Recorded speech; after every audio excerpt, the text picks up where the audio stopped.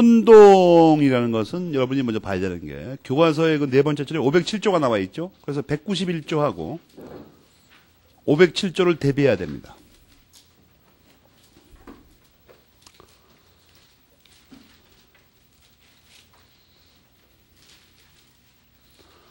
똑같은 한자가 나와 있죠. 혼동. 그래서 교과서 네 번째 줄에 뭐라고 되어 있습니까? 세 번째, 네 번째 줄에 혼동은 채권 및 물권의 공통한 소멸원이다. 이게 나와 있죠. 내용도 똑같습니다.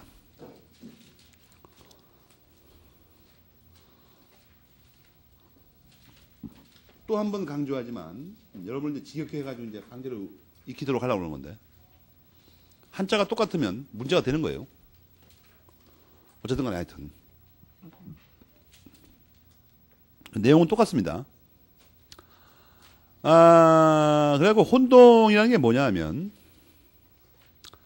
첫 줄에 나오는 대로 대립해야 됩니다. 반드시. 대립하는 두 개의 법률상의 지위 또는 자격. 지위 또는 자격? 어디서 많이 듣던 거 아니야 이거. 고난이라고 고난. 이게 동일인에게 귀속하는 것. 이걸 말합니다. 근데 여기서는 그냥 지위라고 해도 상관없어요. 여러분 이해하기 좋게 그냥. 뭐 고난이라도 틀린 말도 아니고. 이것을 혼동이라고 한다. 예컨대 여기서는 이제 주로 이 고난이 권리가 되는 경우만 의미하는데 그 밑에 괄호 1번을 예를 들어보면 동일한 물건에 대해서 소유권과 제한 물건이 동일인에게 귀속한 경우 이렇게 돼 있죠. 이렇게 말하는 거예요. 어떤 권리가 대립하는 권리. 예를 들어서 어떤 집에 대한 소유권이 갑에게 귀속합니다. 갑 겁니다, 이 집이. 이 갑이 소유권자야, 이거. 근데 을이 여기 전세 들어가 살고 있어요. 그럼 이게 왜 대립하냐 하면 이 사람의 소유권이 제한받고 있죠, 이 전세권 때문에. 이 집을 비워줘야 됩니다. 그렇잖아요. 내 소유권인데. 이 사람이 들어가 살아요. 이 두 사람이 저긴데 이 전세권이 양도가 가능하다 보니까 이게 어떤 사유로 갑자기 갑이 전세권자가 되는 수가 있어요. 그럼 이게 무의미하죠. 이 사람은 원래 소유권자인데 이 전세권자라고도 주장하는 게 무의미하다고. 뭐 그냥 소유권만 나오면 되죠. 더더군다나 이 전세권이라는 거는 제한 물권으로 소유권의 권능 중에서 사용 수익 권능만 갖고 있는 거죠. 근데 이 사람 소유권에는 원래 그게 포함되어 있잖아요. 원래도. 이로부터 추론의 대상이 하나 있죠. 더 많은 권능을 가진 권리 쪽만 살아남아요. 대는 소를 포섭하니까. 그죠? 거기 괄호 1번에도 그렇게 써 있죠. 제한 물권 쪽에서 소멸합니다. 아무래도 작은 게 더 필요가 없으니까. 여러분 저게 상식적으로 생각해서 소유권과 전세권이 혼동하는데 소유권이 소멸한다 그러면 그게 말이 더 이상한 말 아니야 그게. 그렇잖아요. 그럼 말도 안 되는 소리 아니냐고. 말을 이해하겠습니까? 그러니까 대만 살아남습니다. 소는 죽어버리고. 그걸 확신해 놔두고 한 가지 조심할 일은 시험에 잘 나오는 건데 여기 그 두 번째 줄에 괄호 1번에 법률상의 원인이 무엇인가는 절대로 묻지 않는다. 그걸 지문에 잘 냅니다. 갑자기. 이건 뭐냐 하면 법률상의 원인이라고 쓰면 여러분은 야 법률상의 원인이 민법에 한 개도 아니고 두 개도 아니고 세 개도 아니고 10개도 아니고 수백 개 될지도 모르는데 이걸 어떻게 다 외우냐 이걸. 그러니까 강의를 들어야 되는 거예요. 민법의 원인은 두 가지밖에 없다고 그랬잖아. 두 가지. 그거 말하는 거예요 지금. 법률행위에 의했거나 법률의 규정에 의하거나 묻지 않는다 이 말이에요 그냥. 법률상의 원인에다가 빨간 걸 내모치고 그렇게 써요. 괴상한 생각하지 말고. 그죠? 민법에서 원인 나오면 그냥 두 가지야. 그냥 두 가지. 뭐가 몇 배까지야. 몇 배까지는 어느 죽을. 그걸 알고 거기 밑에 예컨대를 읽어보면 알겠죠. 응? 그 밑에 건 뭘 얘기하는 거예요? 등기하거나 말거나 상관없다 그런 얘기예요. 그 다음에 괄호 2번에서 제3자의 권리의 목적인 때는 소멸하지 않는다. 191조 1항 단서에 써 있죠 분명히. 그 법조문에다가도 빨간 걸 내묻혀요. 제3자의 권리의 목적인 때는.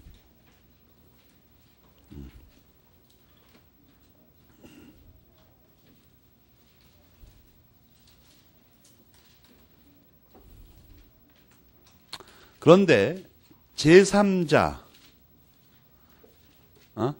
권리의 목적, 이게 두 개를 나눠서 또 치를 해야 돼. 제3자와 권리의 목적 두 개를 나눠서. 그래갖고 제3자를 먼저 확장합니다. 교과서 밑에 줄을 보면 어디까지 확장한다고요? 본인도 포함한다 이거야. 본인도. 그죠? 그러니까 본인에다가 또 빨간 거 치고. 그 다음에 권리의 목적을 뭐까지 확장해요? 이익을 위하여 필요한 경우. 이걸 확장해버립니다. 알겠습니까?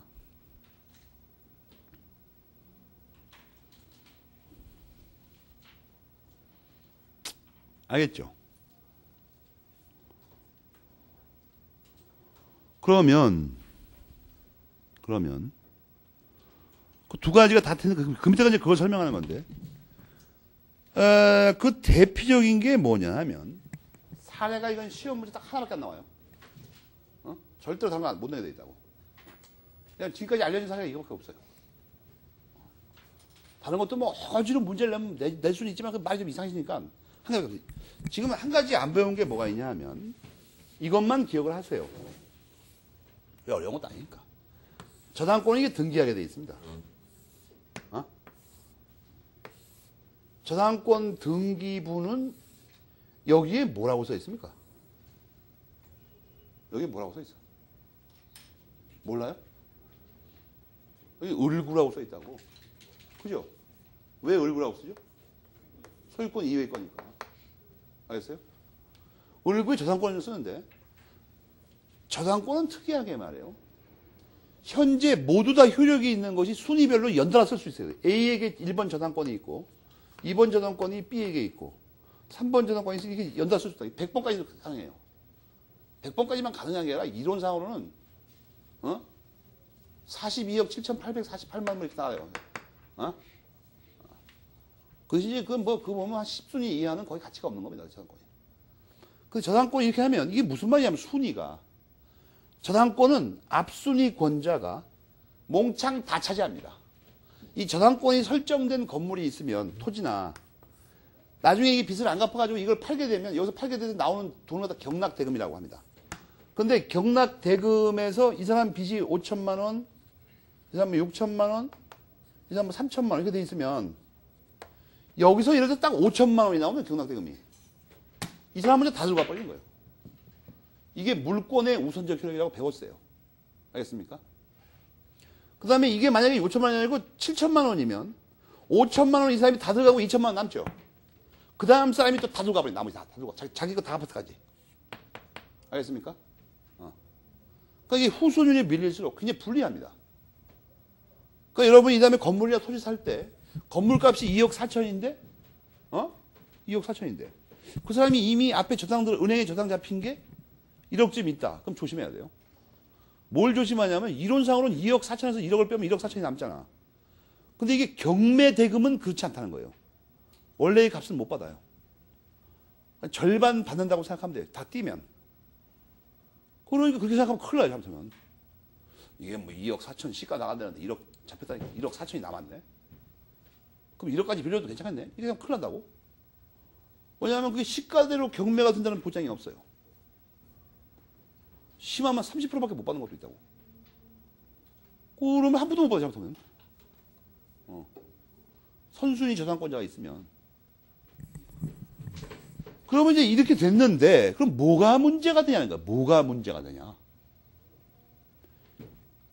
이게 이제, 이게 D 거, 이게 뭐, 정 거라고 할까? 여러분, 좋게? 정. A가 돈 빌리고 저당 잡혔어요. 이것도 현실적으로 일어난 일인데. 이 사람이 딱 보니까 이게 말이야. 시가가 뭐 한 1억밖에 안 나가는데. 1억밖에 안 나가는데. 내 거 빚을 안 갚아 이상하게 잘. 못 갚아. 그러니까 빌빌 돼 보니까. 사업이 안 돼가지고. 갚을지 안 갚을지 몰라. 그러면 어떤 사람들은 이렇게 하는 사람이 있어요.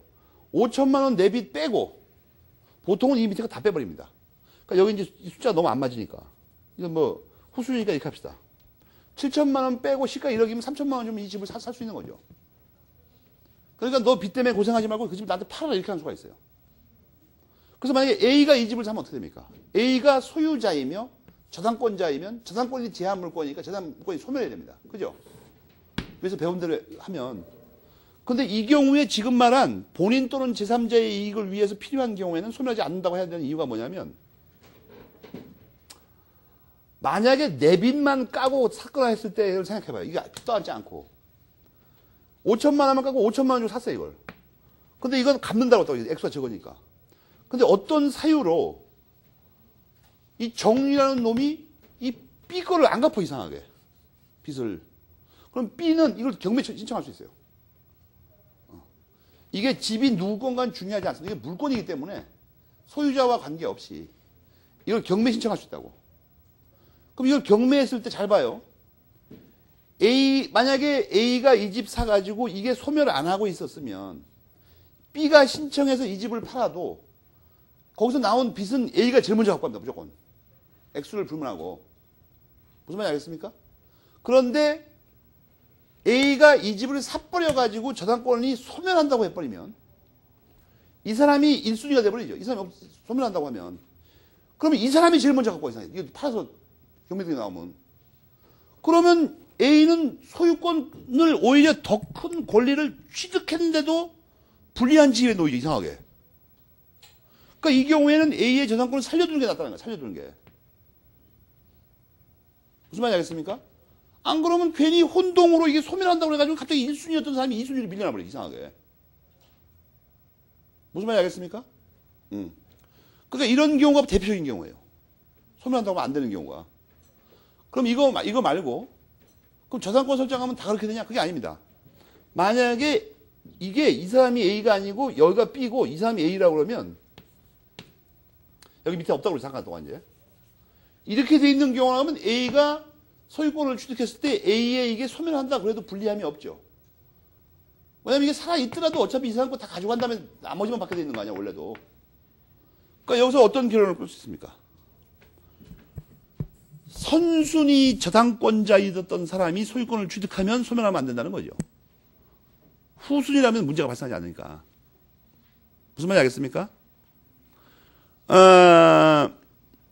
맨 밑에 문단이 있죠. 그걸 빨리 읽어봐요. 그 얘기 하려고 그런 거야, 지금.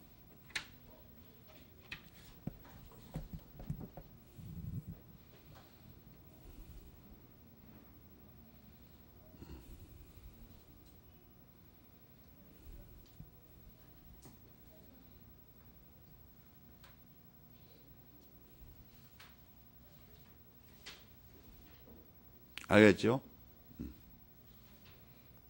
그것만 알면 됩니다. 법조문 내용하고. 바뀌었다는 거하고.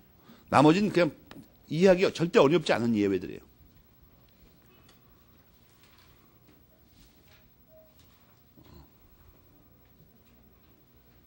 그거 시험에 나옵니다, 주로. 저거를 끝없이 이해를 해야 됩니다. 그 부분만. 다른 건 몰라도 돼요, 여러분이. 다른 건 그냥 상식적으로 알 수 있는 거예요. 두 번째 혼동에서 시험에 나오는 게 뭐냐면 135페이지 4번, 5번입니다. 로마자 4번, 5번. 별표를 3개씩 하고. 로마자 4번은 뭐냐면 혼동의 적용이 없는 것들이 나와 있죠.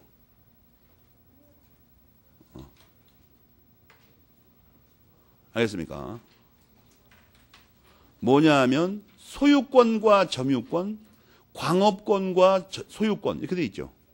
그러니까 소유권은 양쪽에 공통으로 들어가 있고 점유권하고 광업권이 문제가 되는 거예요. 그것만 메모리펜 쳐놓으면 돼요. 점유권과 광업권. 그러니까 소유권, 점유권, 소유권, 광업권은 혼동으로 소멸할 수가 없어요. 그런 일이 있을 수가 없다고. 그것만 알면 됩니다. 그거 먼저 기억해 놓고 거기 그 책을 잘 읽어보면 금방 알 수 있어요, 이유는.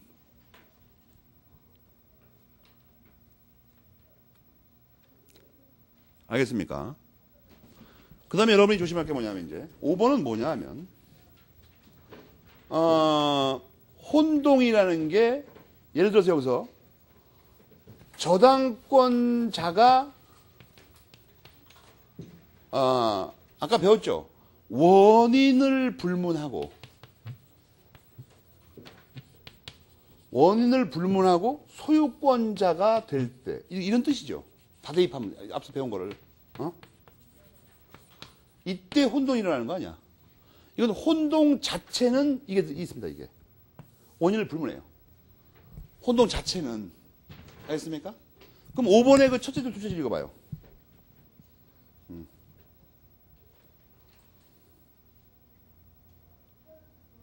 그러니까 혼동 자체에 의한 효과는 절대적입니다. 근데 이 불문했던 거 있죠. 이거. 이게 만약 잘못되면 어떻게 되냐는 거예요. 잘못되면. 거기 세 번째, 네 번째 줄 읽어봐요. 아니, 두 번째, 세 번째 줄 참.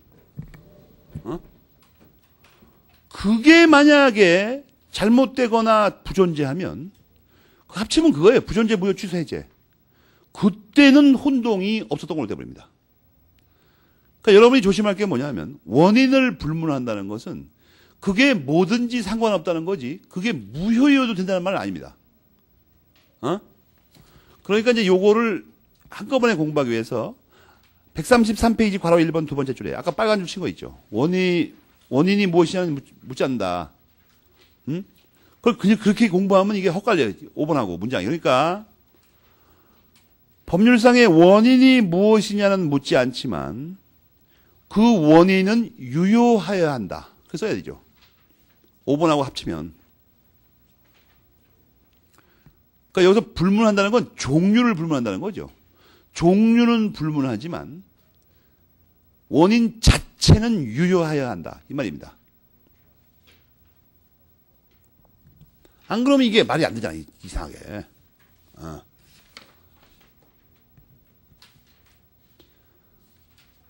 그러면 여러분 이런 것도 알겠습니까?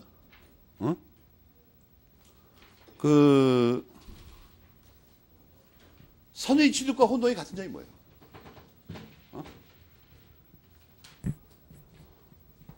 그 원인이 유효해야 된다니까? 거래행위가 유효해야 된다고 했지, 아까. 점유 취득의 원인인 거래행위가 유효해야 됩니다. 혼동은 혼동의 원인이 유효해야 돼요.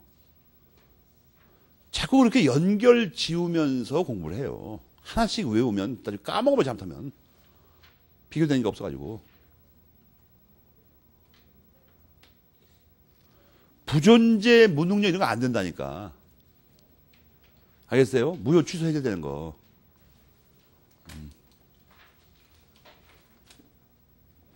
우리가 자꾸 이렇게 알아야 되지 않습니까? 뭔가 우리는 끝없이 알아야 돼. 알지 못할 거를 뭐 하려고 공부하겠어, 우리가. 여기까지가 물권법의 서론입니다. 이제 강론에 들어갑니다. 물권법 강론. 강론은 뭐냐? 강론 전체를 크게 둘로 쪼개면 지금까지 배운 거에서 우리가 들어본 문장을 들어봅시다. 특수한 물권.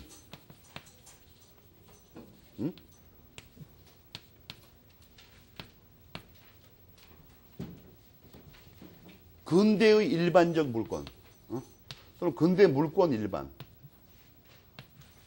이건 무슨 말이냐면 본래의 물권이라는 얘기입니다. 이런 걸 배웠다고. 이것을 나타내는 말이 점유권이었었죠. 점유권. 이건 소유권 패거리 말하는 거예요. 소유권 패거리. 소유권 무리라고 합니다, 이걸. 이 소유권 무리는 완전한 본래의 물권이 있고 불완전한 게 있다고. 이 불완전하다는 말을 제한된 거라는 걸로 써요. 제한 물권. 그리고 이 불완전한 물권은 크게 나누죠. 용익 물권. 용익 물권에서 현재까지 배운 것 중에 특이한 사건 하나 뭐죠? 소멸시효에 안 걸려요. 진짜 걸려요, 참. 소멸시효에 걸린다고, 이것만. 다른 안 걸리자고 했잖아, 아까. 원래 여러분이 사실 이거 말고 또 하나를 배웠어요. 다만, 노병은 죽지 않고 사라질 뿐이다와 비슷한 격언이 하나 있어요. 질문의 답은 다만 떠오르지 않을 뿐이지 책에 없는 게 아니라는 거야. 왜 안 떠오를까, 이게? 근데 말하면서 말하니까 나까지 헷갈렸지. 뭘 물어보려고 그랬지? 용익 물권 참. 그거 참. 그거 헛갈리네. 말하려고 하다 그걸 까먹었어. 이 물건의 객체가 어디로 가나? 여기구나.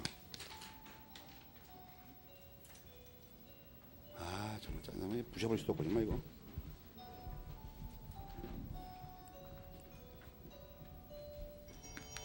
또 광고야? 응?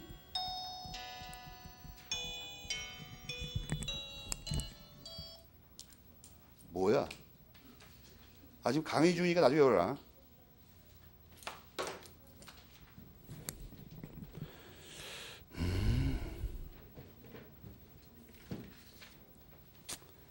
아 지금은 용인부원 찾는 중이죠. 그가 어디 나오냐면 12페이지에 괄호 A번이 있죠. 12페이지 괄호 A번. 거기 뭐 나오죠. 뭐예요? 용익물권은 일물일권주의 예외로 물건의 일부에도 성립합니다. 알겠습니까? 물건의 일부에도 성립한다 이거야.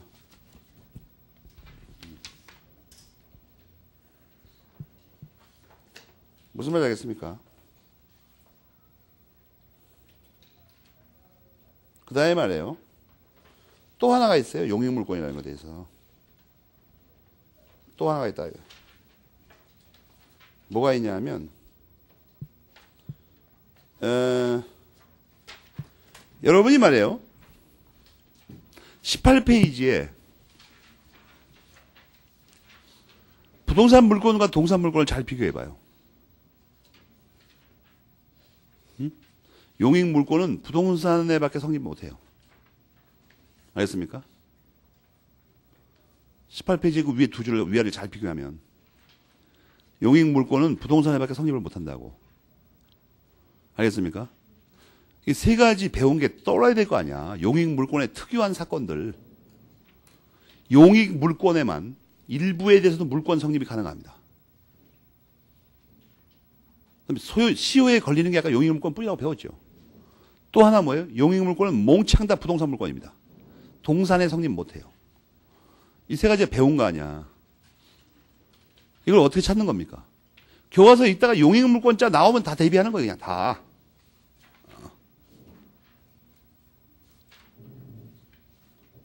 무슨 말인지 알겠습니까?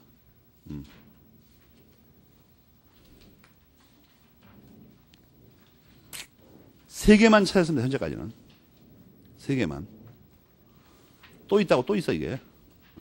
그래서 세 개는 알아두라고 배운 거는. 그래서 용익물권과 담보물권을 나눠요. 담보물권. 담보물권은 이제 공통점이 많은데 뒤에 한꺼번에 나옵니다. 그렇게 나눈다 이거예요. 그래서 이거 크게 나누면 뭐냐면 점유권과 소유권 패거리로 나눌 수 있다. 이 장에서 배우는 건 뭐냐면 이 점유권은 점유하는 권리다. 이걸 배우는 거예요.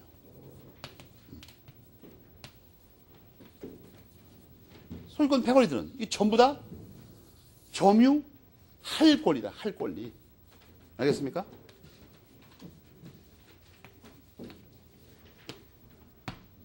저는 현재 진행형을 말하는 거예요. 이건 점유하는 권리가 없다는 뜻이 아니라 할 권리니까 지금 할 수도 있고 안 할 수도 있어요. 알겠습니까? 그러니까 여기에는 지금 하는 것도 포함됩니다. 당연히. 만약에 점유할 권리인데 지금 점유도 하고 있으면 진짜로 어떤 문제점이 하나 발생합니까? 점유권에 기한 물권 청구 다 인정됩니다. 알겠습니까? 하고 있으면 현재. 그러나 할 권리인데 아직 하진 않고 있으면 자체에 기한 물권 청구만 인정돼요. 그걸 구별하려고 하는 겁니다, 지금. 그래서 그걸 알아보는 거예요. 그런 것들을. 근데 이제 먼저 점유권과 소유권 크게 뭉태기를 나눠가지고 점유권을 먼저 배웁니다. 점유권. 그래가지고 점유제도를 배운다. 점유제도를 배우는데 이 앞에 부분은 뭐냐 하면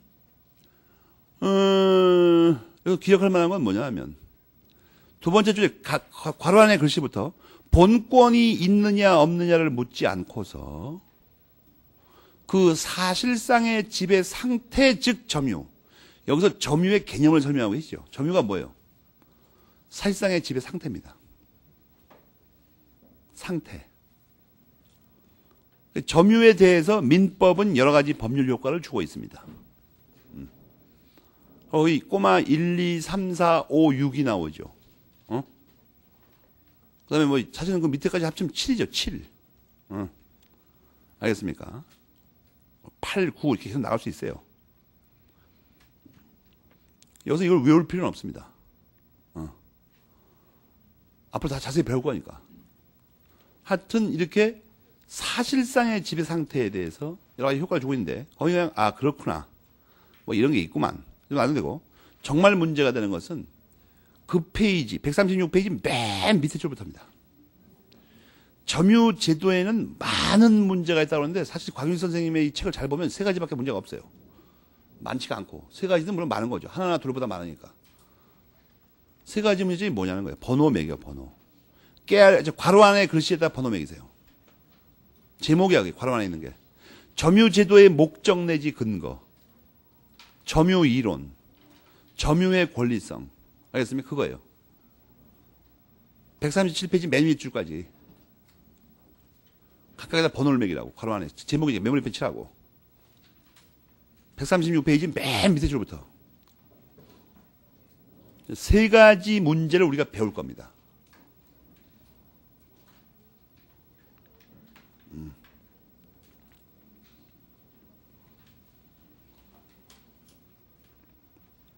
그 다음에 그 문제를 배울 건데 예를 들어서 여러분이 137페이지 맨 밑에 제목을 보면 점유제도의 근거부터 배우죠. 맨 밑에 제목을 보면. 근데 그 중간에 있는 건 뭐냐는 거예요, 갑자기. 여러분이 싫어하는 거죠. 뭔가 이 외국어가 나온다, 이게. 짜증나게. 그것도 영어도 아니고, 둘 다 이상한 거, 둘 다 이상한 거. 영어하고 뭐 비슷한 거기도 한 것 같고, 영어에서는 그 소유권을 포세션이라고 그러죠. 포세션. 그거에 어원이 되는 말이 포세시오. 그 포세시오와 게베레라는 게 있다. 게베레. 포세시오와 게베레는 갑자기 왜 나왔냐 이거예요. 이게 왜 나왔냐 하면 점유와 소유권의 관계에 대해서 예로부터 유럽에서는 두 가지 전혀 다른 그 체계가 있었습니다. 그러니까 로마법의 소유권 체계, 게르만법상의 소유권 체계가 완전히 다르다고 이게. 그것들의 근원이 되는 게 이 두 가지 제도입니다. 로마의 소유권법의 근본이 되는 건 이 포세시오예요. 게르만법의 소유권의 근본이 되는 건 게베레고. 포세시오와 게베레는 여러분이 그 괄호 1, 2번을 비교해 보면 밑에 로마법에서는 말이에요. 제일 중요한 말이 뭐냐면 완전히 분리 이거예요. 소유권과 점유를 완전히 분리. 게르만법에서는 완전히 합쳐 이렇게 된 거예요 이게.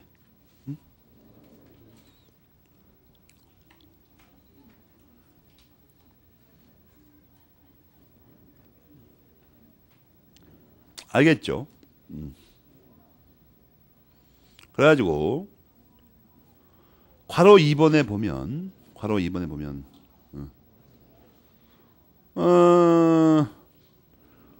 게베레가 본권을 싸고 있는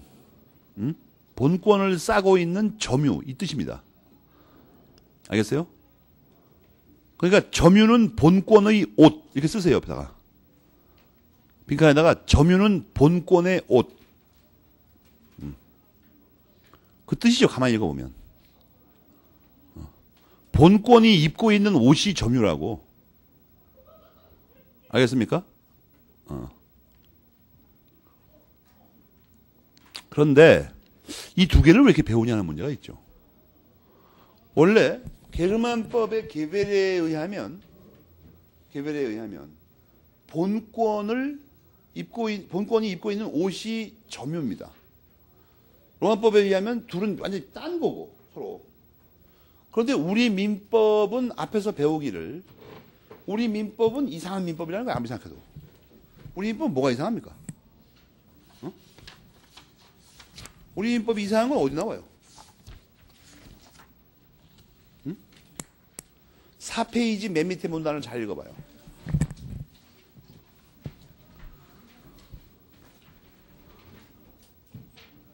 우리 민법이 짬뽕이 되어 있다는 거야. 우리 민법은 본권이 점유를 입고 있는 게 아니라 게르만법이 로마법을 잇고 있어요. 그죠? 이상한 법이라고, 이 법이. 그럼 이걸 분리해내서 연구를 해야 됩니다. 왜냐하면 전혀 다른 연역 그 뿌리와 내용을 갖고 있는 것 같아 한꺼번에 설명을 못해, 절대. 완전히 딴 거기 때문에.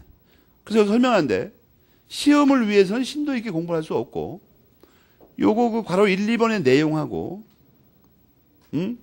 게르만법이 로마법을 잇고 있다는 거 하고, 앞에 배운 거, 연결시키고, 그 다음에 괄호 3번에서 포세시오에서 나온 건 뭐고, 게베레에서 나온 건 뭐다. 이걸 외워야 된다고. 객관식에 대비해서. 근데 이게 외울 때마다 잊어먹어.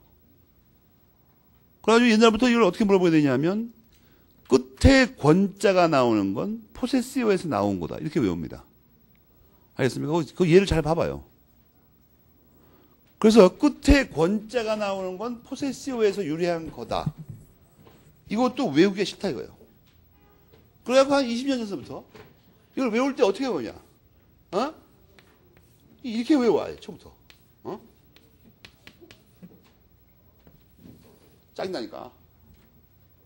포건시오. 까먹으면 이것만 떠올려요. 포건시오. 이게 무슨 소리예요? 끝에가 권자를 꼰다는 건 다 포세시오다. 그 말이에요. 물론, 너무나 자기가 대가리가 나빠가지고, 시험장에서 포건시오까지는 떠올렸는데, 포건시오가 뭘까? 그건 답답한 사람, 운명이야, 그건. 포건시오라고 외워놓고는, 혹시 이게 포건하시오인가? 포건은 뭐죠? 중국 무협소설에 나오는 거죠. 두 주먹을 이렇게 감싸 안는 거. 인사하려고. 주먹을 감싸는 걸 포건한다고 그래. 포건의 예를 취한다 이렇게 하죠. 그렇게 떠오른다면 할 수 없는 거야, 이건. 그래갖고 출제자한테 포건의 예를 취하고 시험장을 나와야 되죠. 여러분이 궁금한 게 하나 있죠. 만약에 임용호 선생님이 분명히 그렇게 말을 했는데 출제자가 혹시 그걸 눈치채가지고 같은 내용의 권자로 안 끝나는 말을 사용하면 어떻게 되나, 이거? 그럼 의미 안 듭니까, 여러분? 불안하지 않아요?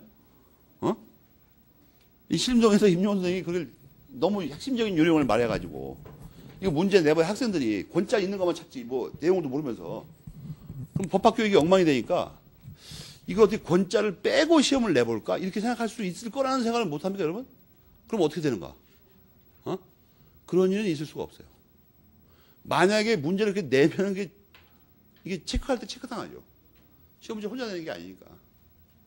그걸 왜 이렇게 못 내게 돼 있냐면 권자를 끝에 안 내고 시험 문제를 낸다면 그 사람이 그 게베레나 포세시오를 모르는 사람이에요. 모르는 사람이라고. 이게 논점이 어디냐면 게르만법에서는 점유가 권리가 아니고 권리의 옷입니다. 옷. 그러니까 여러분이 그걸 모르는 사람만 그런 염려를 한다고. 거기 어디야, 바로 이번에 권리의 옷을 찾아봐. 권리의 옷. 권리도 옷을 입어요. 알겠어요? 권리 위에서 자는 사람도 있어, 자는 놈도. 권리를 여러분 만만히 보면 안 돼요. 옷을 입을 뿐만 아니라 그 위에서 잠도 잘 수 있다고. 여러분, 이런 거 모르면 곤란하죠. 왜냐면 여러분 퀴즈에 그런 거 나오면 어떡하려고 그래. 퀴즈에. 물건도 아니고, 물건이 아니죠, 분명히. 자연력이 아니니까. 물건도 아니고, 사람도 아닌데, 옷을 입고 다니고, 그 위에서 잘 수 있는 게 뭐냐고 물어보면 여러분, 답변 못하면 여러분 완전 날라리 아니야, 이거. 헛공부하는. 권리는 자연력이 아니라 물건이 아니야, 지금. 그렇게 물어보면 어떡하려고 그래? 이걸 퀴즈에만 낸다는 보장이 있어요? 객관식에 내면 어떡하려고 그래? 객관식에 이걸 냈다고 한들 그게 틀린 말이에요? 다 쓰는 말인데 다. 다 쓰는 말 아니야, 교과서에서. 잠자고 옷 입는다고. 그런 걸 좀 알아둬요, 그런 걸 좀 알아둬. 품격 있게 좀 퀴즈도. 근데 그 권리의 옷에다가 빨간 줄을 치고 권리 그 자체가 아니다, 이 뜻입니다. 권리의 옷이라는 것은 그 알맹이가 아니라는 거야. 껍데기라는 거지, 지금. 권리 그 자체가 아니고 권리의 껍데기라고. 게르만법을 개수한 법이 뭐겠어요? 게르만법을 개수한 법이 뭐 같아요, 여러분? 몰라? 응? 모르냐 말이에요. 이 권리가 아니고 권리의 옷이라는 말은 점유권이 없다는 말입니다. 독일 민법에는. 독일 민법에는 점유권이라는 단어가 없어, 아예. 점유만 있어. 왜 그래요? 게르만법에서는 점유를 권리라고 안 그래요. 권리의 옷이라고 그러지. 게르만법은 그러니까 점유권이 있을 수가 없어. 점유권이면 권리의 옷이 아니고 권리 아니야, 그렇다면. 여러분이 139페이지에,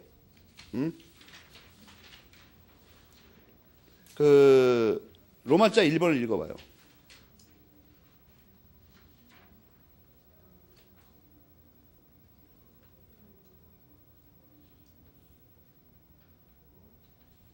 로마자 1번.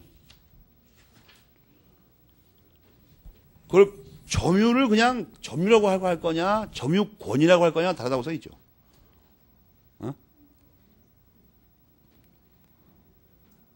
그거 말하려고 그런 거예요, 지금. 권리의 옷에다가는 권자를 못 비치나. 권리의 옷에다 권자 붙여버리면 권리가 되지. 어떻게 권리의 옷이 돼, 또 이상하게.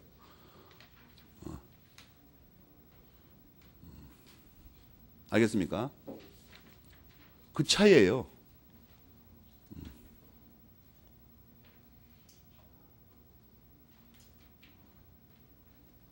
무슨 말인지 알았습니까? 그래서 개벨에다가 어떤 권자를 붙이고 문제를 낼 수가 없다고. 그거는 점유를 권리로 인정하는 게 돼야 그 말 자체가 성립을 안 해버려, 이렇게. 그런 거 출제하는 놈은 개벨에가 뭔지를 전혀 모르는 놈이에요, 그건. 그런 놈은 출제위원이 될 수가 없어. 알겠습니까? 그러니까 그런 연면 안 해도 돼요. 그러니까 그냥 권자로 끝나는 것만 보면서 여러분은 그냥. 외울 거 이거예요. 포건씨요.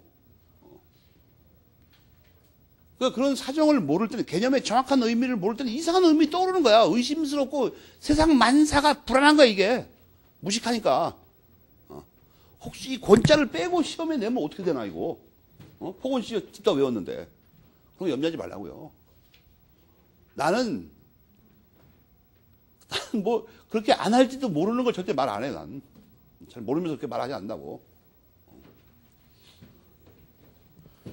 일단 알았습니까? 포세시오 개벨에 권리의 옷이라는 말이 그 중요한 말이에요, 이게. 권리가 말이에요, 옷을 입고 그 위에 잘 뿐만이 아니에요. 권리는 가끔 죽기도 해요. 그 다음에 이제 본격적으로 기초가 완비됐으니까 하나씩 문제를 살펴본다, 이거예요. 점유제도의 사회적 작용. 여기선 사실 곽윤 선생님이 뭘 설명하려고 하냐는 말이에요. 앞에서도 계속 나왔지만, 여러분이 아까 그 139페이지 있죠? 139페이지 약간 내가 읽으라고 그런 거에 최종적인 결론이 뭐죠? 최종적인 결론이 뭐야? 뭐예요? 특수한 물건 아니야. 그래서 말하는 게 뭐예요? 그 문제, 거의 그 139페이지 끝에 보면 특수한 물건이라니까, 뭔가 하여튼. 조금 전에 읽은 거 말이에요. 특수한 물건 발견합니까, 여러분? 139페이지가 아니고 딴 건가, 참? 아까 내가 어디 읽으라고 했었어요? 읽으라고 까먹었어요, 이거? 139페이지 맞는데? 여기는 이번엔 또 중요한 거야. 크게 다르다. 크게 다르다. 그게 뭘 설명하냐면 6페이지에 로마자 4번 있죠. 6페이지 로마자 4번의 끝에가 뭐가 나오죠? 특수한 물건이라니까, 점유권은. 지금 그거 설명하려고 그러는 거예요. 6페이지, 139페이지 중간에 뭐가 있냐면 점유제도의 근거가 있어. 그래서 뭐가 특수하냐를 배우려고 그러는 거야, 지금. 뭐가 특수하냐. 여기서 이걸 한번 생각해 봅시다.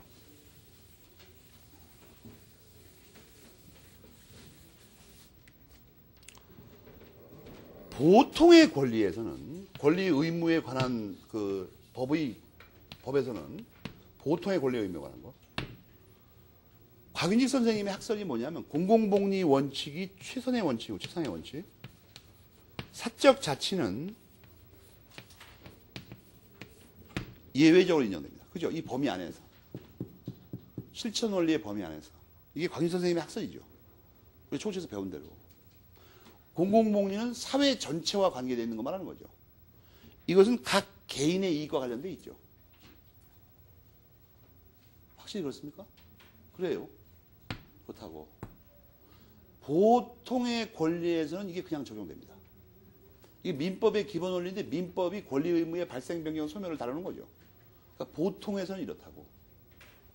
근데 만약에 그 권리 의무 자체가 특수한 거라면 이게 뒤집히는 수가 있어요. 그죠? 보통의 권리에서 적용되는 원리가 특별한 거에도 그냥 적용된다면 그 말이 이상한 말 아니야. 뭐가 특별한가 도대체. 그러니까 보통의 권리에서는, 원래의 권리에서는 이렇게 적용이 된다고, 기본 원리가. 근데 어떤 게 특수하면 다른 것들도 특수할 수 있지만 기본 원리 자체가 특수할 수가 있습니다. 알겠습니까? 기본 원리 자체가. 이게 갑자기 더 중시되는 수가 있을 수가 있다고. 여기까지는 이해가 되죠. 꼭 뭐 특수하다고 해서 기본 원리만 뒤바뀐다는 뜻은 아닙니다, 물론. 그러나 이게 뒤바뀔 수도 있다는 얘기예요, 지금. 그 점에서 특수할 수도 있어요. 물론 할 권리가 아니고 하는 권리니까 특수하기도 하지만 그건 당연한 말이고 개념이 그렇다는 거고 정말 의미가 있는 게 이거예요. 그래서 잘 보면 점유제도의 근거에는 138페이지를 보면 평화설과 연속설이 있다. 그것만 메모리 펼쳐봐. 일단 눈에 확 띄게 안 보이니까 당장. 위에 보면 평화설이 있고 밑에 괄호 2번은 연속설이죠. 괄호 2번은 빨간 걸로 네모치고 메모리 펜치하고 막 하고 발광을 해가지고 확 눈에 띄게 해보라고. 138페이지 5번째 줄에 평화설이 나오죠. 평화설. 평화설에 네모치고 밑에 연속설에 네모치라고. 컬러풀하게 치라고. 근데 평화설에 놓은 거는 밑으로 잘 읽어보면 사회의 평화와 물권적 질서의 유지를 위하여 필요한 것이다. 이게 써 있죠. 응? 사회의 평화와 물권적 질서. 거기를 또 칠해가지고 평화설과 연결하라고. 그래서 연속설은 뭐냐 하면, 바로 이번에 끝부분에 보면, 개인적 이익을 보호하려는 데. 이런 거 보입니까? 연결하라고. 연결해요.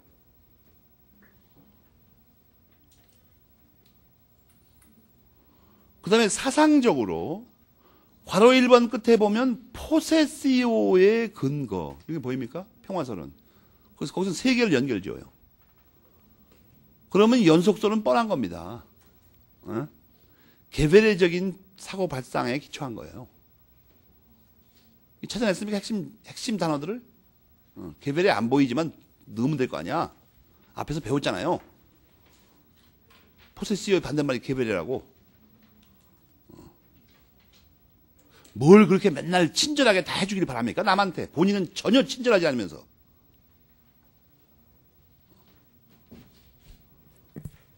그럼 국어의식을 먼저 버려야 됩니다. 책을 보려면.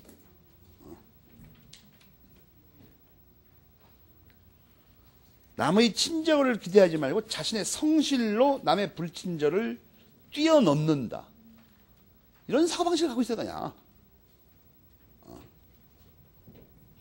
이게 구조를 지면 뭐가 문제가 되냐면 만약에 여기서 보통과 마찬가지로 공공복리를 강조하려면 어떤 설을 주장해야 되죠? 공공복리 강조하려면 평화설을 주장해야 된다고. 139페이지 첫째 문단이 아니라 그 두 번째 줄부터 그 문단을 읽어봐요.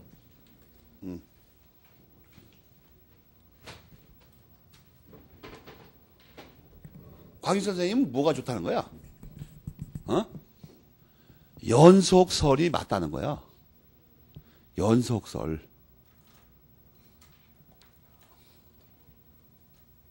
연속설은 뭐에 기초한 거예요? 사적 자체에 기초한 거예요. 알겠습니까? 개인의 이익을 중시하니까. 조금 전에 미술다 메모리펜 칠했잖아요. 개인의 이익이라고 연속설이.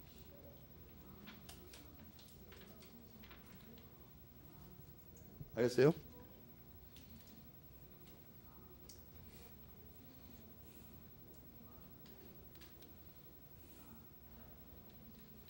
어이. 두 번째 공짜는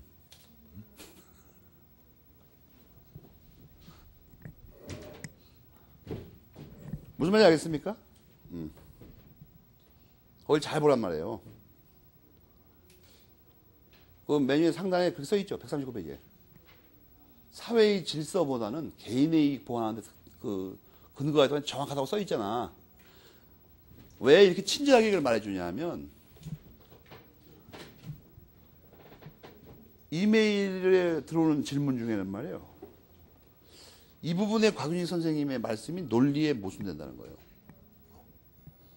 왜 곽윤희 선생님은 공공복리를 주장하면서 개인의 이익을 강조하냐고. 질문하는 사람이 있어요, 정말로. 어느 학교의 강사에 그 사람 보니까. 곽윤희 선생님 책이 잘못됐다는 거야.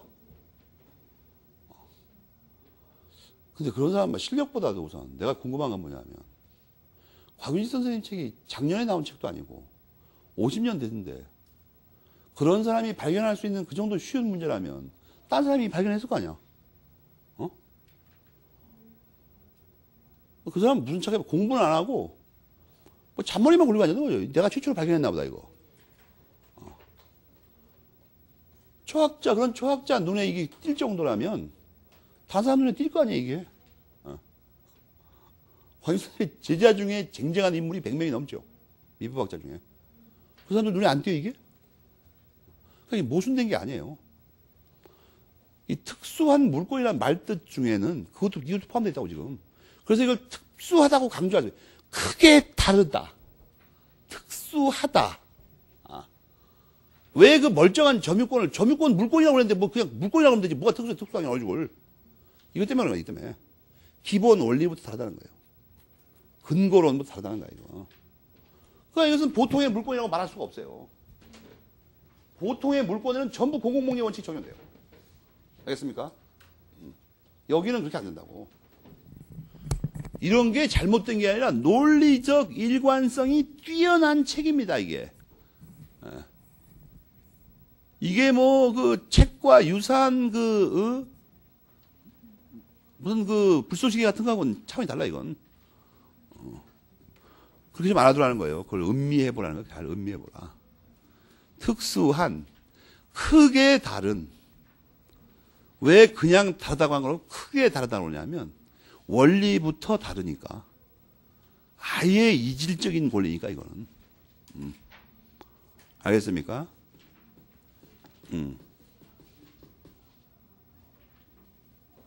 시간만 빨리 간단 말이야, 이상하게. 뭘 좀 설명할 만하면, 여기까지만 좀 봅시다. 점유권의 개념. 요건 이제 또 세 번째 문제죠. 점유의 권리성. 아까 그 1, 2, 3 매긴 것 중에서.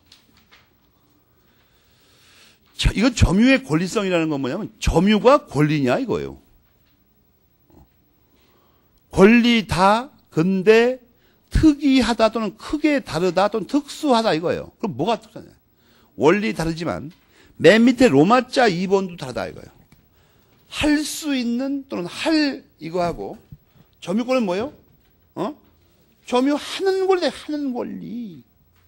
그래가지고 이번에는 바꾸셨네. 내가 강한 시간에 하도 읊어댔더니 옛날에는 이걸 꼭 뭐라고 하시냐면 원래 선생님들이 이걸 도인이라고 그래, 이상하게. 이 발음상 이게 어떤 거하고 헷갈리죠, 이게. 전혀 맞지 않는 거하고 이게 헷갈려, 이게. 근데 여러분 옛날에 탭 붙은 사람 알죠? 아니, 이걸 도둑놈이라고 쓰지. 왜 이렇게 피곤하게 말하냐면 그랬더니, 지금 내가 발견했네, 이걸. 놈자를 빼고 도둑이라고 고쳤었네? 맨 밑에 줄 보니까. 지금 처음 봤나, 이거. 도둑과 같이. 여러분 이 전판을 봐봐. 전부 도인이라고 써 있어 이상하게. 짜증나겠지. 지금 보니까 고쳤네. 도둑은 뭐예요? 도둑은 본권은 없는데 도둑질하면 본권이 생긴다고 말 이상하잖아 이게. 다 도둑질하지 그러면. 도둑은 본권은 없는데 점유권을 갖고 있죠. 지금 갖고 있으니까. 근데 도둑 맞은 사람은 본권은 있는데 점유권이 없어요. 지금 안 갖고 있으니까 또. 그 말이에요. 거기만 매몰벤치래요. 거기만. 알겠습니까? 그 다음에 이제, 그 밑에는 이제 강의는 안 하는데, 한 가지 내가 퀴즈를 했겠어, 퀴즈. 54번 테마하고, 140페이지 54번 테마. 141페이지 맨 밑에 괄호 2번. 이거를 종합적으로 집에서 읽고, 이제 복습 다 하고, 숙제 다 하고, 100번씩 써본 다음에 시간이 나오면 말이에요. 54번 테마하고, 오른쪽 페이지 맨 밑에 괄호 2번을 합해서 읽어, 합해서. 읽고, 무슨 질문에 답하냐 하면, 무슨 질문에. 여러분이 떨 필요가 없어. 떨 필요가 없다고. 왜냐하면, 무슨 걸 질문하냐면 3페이지에 18번 아니 어디였어 금방 또 이게 3페이지가 응? 금방 보인 적 없었어 이게? 아닌데 이거 아닌데? 어떤 거지? 아니 금방 눈을 봤는데 6페이지에 11번 문제 있죠. 6페이지에 11번 문제를 140페이지 54번 테마하고 141페이지 괄호 2번이 있죠. 그걸 참조해가지고 답을 찾아보라는 거예요. 답 찾아보라. 그 질문에 대해서. 그 11번 문제 옆에다 써놔. 140페이지 54번 테마하고 141페이지 괄호 2번이라고. 그 문제지에다 써면 되나, 문제지에다가. 그래서 거기를 별표 3개 하고 그 문제에다가 그걸 찾아오라는 거예요. 굉장히 어렵긴 어려운 문제다 이게. 이걸 그래서 숙제 다 하고 100번 써보고 시간이 남아고 찾아보려다가 잘 모르겠거든. 이걸 답할 수 있는 교과서가 말이에요. 박윤희 선생님의 옛날판 책하고 현재 나와 있는 김상용 선생의 책, 또는 이영준 선생님의 책 이거밖에 없어요. 이걸 답할 수 있는 게. 장기학 선생님 책은 있는데 여러분이 지금 시중에 없으니까 못 볼 거고 절판돼 버려가지고. 특히 뭐 옛날 물권법 책을 갖고 있는 사람은 그걸 보면 돼요. 그거 없는 사람은 김상용 선생님 책을 찾아보던가. 이영준 선생님 걸 또 참조하든 말고. 이걸 혼자서 한번 머리통을 쥐어 뜯으면서 고민을 해보라고. 굉장히 중요한 말이에요 이게. 이걸 이해 못하면 점유권은 제로입니다 이제. 점유권은 답답해 서로. 알겠습니까? 오늘 여기까지 하겠습니다.